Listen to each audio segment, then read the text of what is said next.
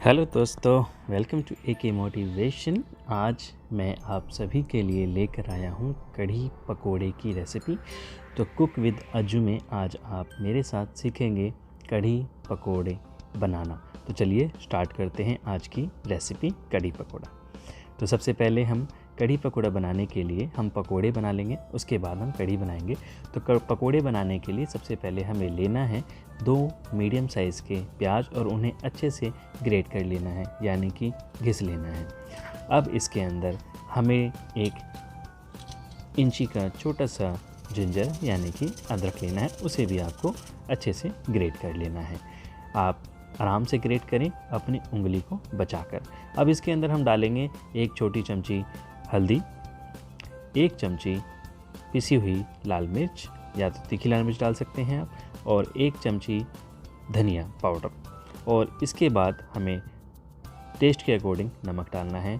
और सबसे बड़ी चीज़, आपको साबुत धनिया को अच्छे से रोस्ट कर लेना है और उसको आपको मुलदस्ते में कूट लेना है, ठीक है।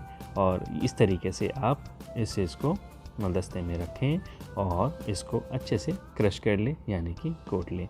और ये जब हो जाए उसके बाद इसमें से आपको 1 छोटी चमची साबुत धनिया रोस्टेड एंड क्रश्ड आपको इसमें डालना है। तो ये पकोड़े के लिए हमने मसाला तैयार किया है। अब इसमें हम 1 कप बेसन डालेंगे और इसमें हमें पानी नहीं डालना है दोस्तों, आपको बस इस बात का ध्यान रखना है। जिस मट्ठे से हम यानी कि छाछ से हम कढ़ी बनाएंगे उसी में से हम ½ कप ले लेंगे और उसको मिक्स कर लेंगे। ये मैंने थोड़ा सा ज़्यादा ले लिया था, तो इसके लिए मुझे 1 स्पून बेसन और डालना पड़ा था, क्योंकि ये थोड़ा सा हल्का पतला हो गया था।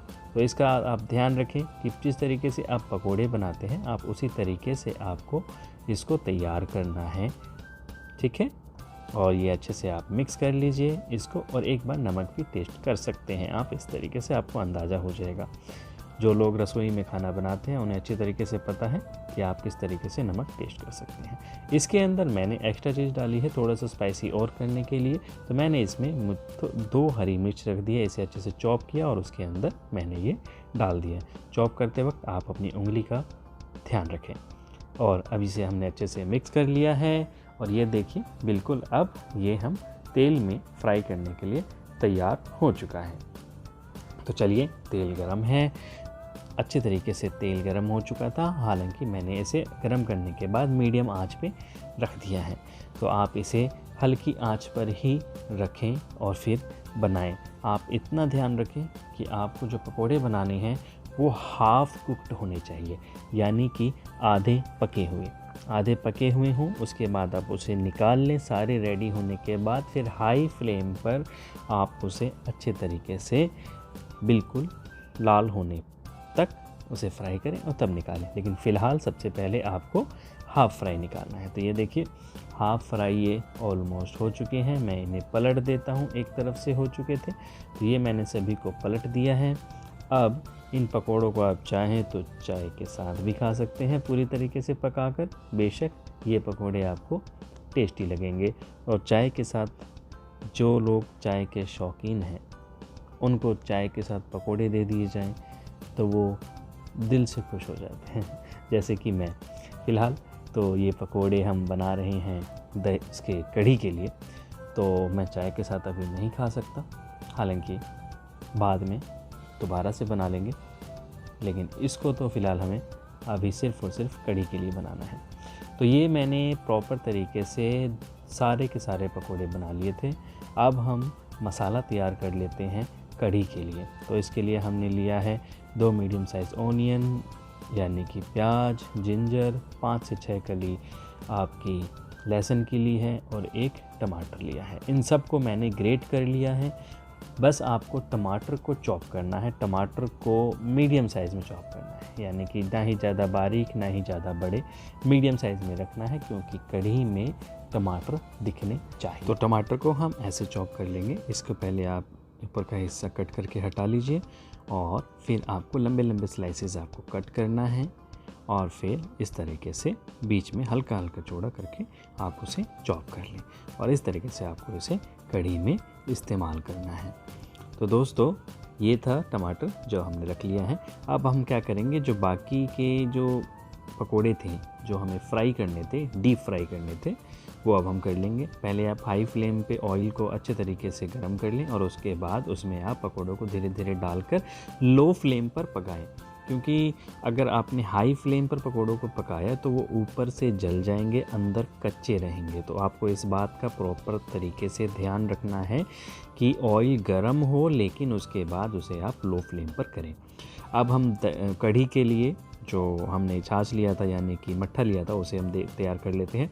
ये मैंने मट्ठा लिया था, इसमें मैंने 1 चम्मच हल्दी डाल लिया है, नमक स्वादानुसार डाल लिया है, इसमें आधा कप मैंने बेसन डाल दिया है। अब हम इसे अच्छे से मिक्स कर लेंगे। तो मैं अभी आपको जल्दी जल्दी बता देता हूँ कि मैंने जो दही ली थी वो मदर डेयरी की दही ली थी, हाफ लीटर, और हाफ लीटर छाछ लिया था प्लेन, मसाला नहीं प्लेन, और उसे मैंने दोनों को मिक्स करके थोड़ा सा पानी डाल के उसे मैंने 2 दिनों तक इस तरीके से बड़े बर्तन में ढक के रख दिया था, जिससे कि उसके अंदर खट्टापन आ गया था। तो आपको भी वही करना है अगर आप मदर डेयरी के दही से कढ़ी बनाना चाह रहे हैं। तो ये कढ़ाई गरम थी, इसमें मैंने 2 बड़े स्पून घी रखा था, आप चाहें तो ऑयल का इस्तेमाल भी कर सकते हैं। इसमें 1 स्पून जीरा रखा, 2 साबुत लाल मिर्च रखी है।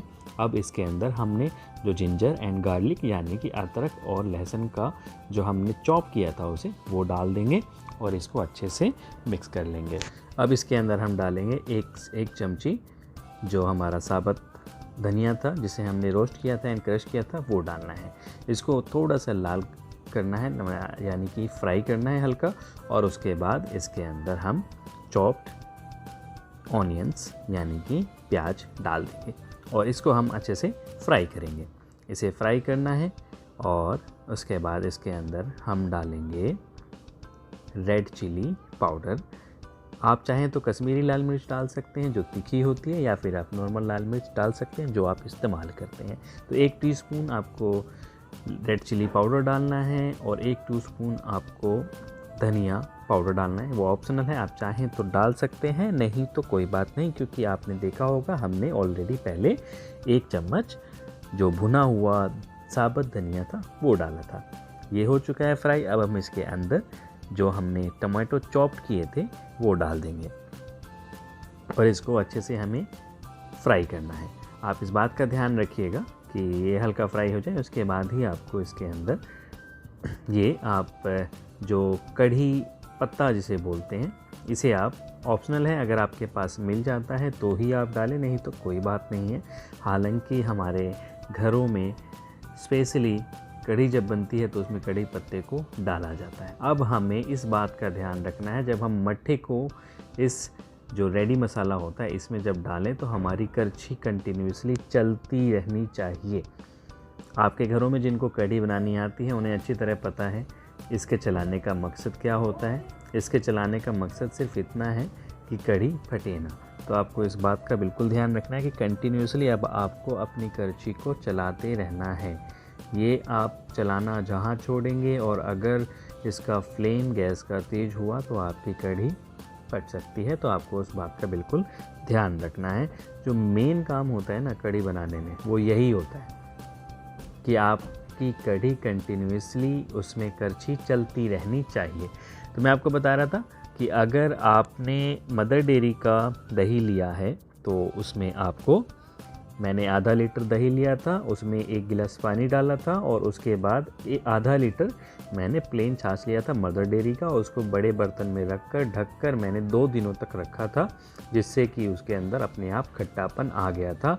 कढ़ी बनाने के लिए दही का खट्टा होना बहुत ज़रूरी है, जो मट्ठा आप इस्तेमाल कर रहे हैं वो खट्टा होना बहुत ज़रूरी है। तभी आपने देखा था कढ़ी थोड़ी गाढ़ी हो गई थी तो मैंने उसके अंदर आधा गिलास पानी और डाला था। तो इस तरीके से आपको कंटिन्यू चलाते रहना है। बहुत इजी होता है कढ़ी बनाना, कोई भी बना सकता है। अगर आप फर्स्ट टाइम कढ़ी बना रहे हैं तो इस वीडियो को प्रॉपर देखिए, डिस्क्रिप्शन में इसकी प्रॉपर रेसिपी दी हुई है, आप उसे देख सकते हैं। लेकिन वीडियो अगर आप पूरी देख रहे हैं आराम से तो आपको पूरी तरीके से कढ़ी बनाना अच्छे तरीके से आ जाएगा। इस तरीके की स्वादिष्ट कढ़ी आप अपने घर में बना सकते हैं, खा सकते हैं और अपने प्रियजनों को खिला सकते हैं। तो इस तरीके से आप कढ़ी अपने घरों में बनाएं। ये देखिए अब कढ़ी में उबाल आ चुका था फाइनली, तो मैंने इसमें अब जो पकोड़े थे वो मैंने डाल दिए हैं और थोड़ी देर इसे उबाल पे रखना है। आपके लिए मैंने एक काम बहुत आसान कर दिया है। अब आप मेरी वीडियोस YouTube पर सिर्फ़ और सिर्फ कुक विद अज्जू लिखकर टाइप करके पा सकते हैं। यानी कि आप सिर्फ YouTube पे सर्च करें, टाइप करें कुक विद अज्जू, आपको कढ़ी पकोड़े की रेसिपी सबसे ऊपर नज़र आ जाएगी और आपके सामने आ जाएंगी और आप इस कढ़ी पकोड़े की रेसिपी को देखकर सीख सकते हैं और अपने घरों में बना सकते हैं। तो अगर आप लोगों को ये पसंद आ रही है वीडियो, ये वाली कढ़ी पकोड़े की रेसिपी, तो प्लीज़ अपने घरों में ज़रूर ट्राई कीजिएगा। आप मेरे चैनल पे अगर पहली बार आए हैं तो प्लीज़ सब्सक्राइब करना ना भूलें एंड बेल आइकन को भी प्रेस करें, जिससे कि आपको फ्यूचर की सभी वीडियोस का नोटिफिकेशन मिल सके। तो कढ़ी पकोड़ा तैयार है, चलिए सर्व कर लेते हैं। तो दोस्तों, आप लोगों को ये रेसिपी कैसी लगी प्लीज़ कमेंट बॉक्स में कमेंट करके ज़रूर बताइएगा। और जल्दी जल्दी मैं आपको एक चीज़ बता दूं, sorry for this video because ये वीडियो काफ़ी समय के बाद अपलोड हुई है। उसका रीज़न बताना नहीं चाहता था, लेकिन छोटा सा हिंट दे देता हूँ कि I was not well but now I am absolutely fine. Okay, तो उम्मीद करता हूँ कि आप लोगों को मेरी रेसिपी पसंद आ रही है और ये भी पसंद आएगी। Thanks for watching AK motivation. Enjoying this video, then please like, share and subscribe.